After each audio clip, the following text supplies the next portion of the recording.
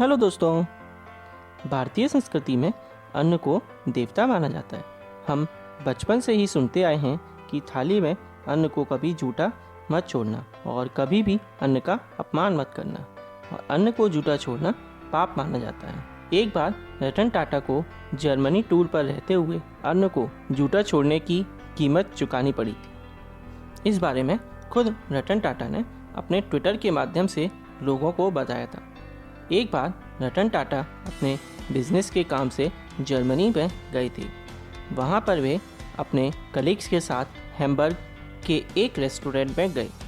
उन्होंने देखा कि रेस्टोरेंट में कई टेबल्स खाली थी और उन्होंने अपना खाना ऑर्डर कर दिया। एक टेबल पर एक कपल बैठकर खाना खा रहा था और साथ में दूसरी टेबल पर कुछ महिलाएं बैठी थीं। उस टेबल पर जब कोई डिश सर्व की जाती तो वेटर सभी को प्लेट में थोड़ा थोड़ा खाना निकालता और वे महिलाएं उस पूरे खाने को ख़त्म करने के बाद ही प्लेट में और खाना ले लेती। उन्हें और उनके कलीग को बहुत भूख लग रही थी, इसलिए उन्होंने ज़्यादा खाना मंगवा लिया। उन दोनों का पेट भरने के बाद भी खाना टेबल पर बचा हुआ था। जब उन्होंने बिल चुकाया और खाना छोड़कर टेबल से उठने लगे, तभी एक महिला उन पर गुस्सा करने लगी। इस पर उनके और उनके कलीग ने सफाई देते हुए कहा कि हमने तो इसका पूरा बिल चुकाया है।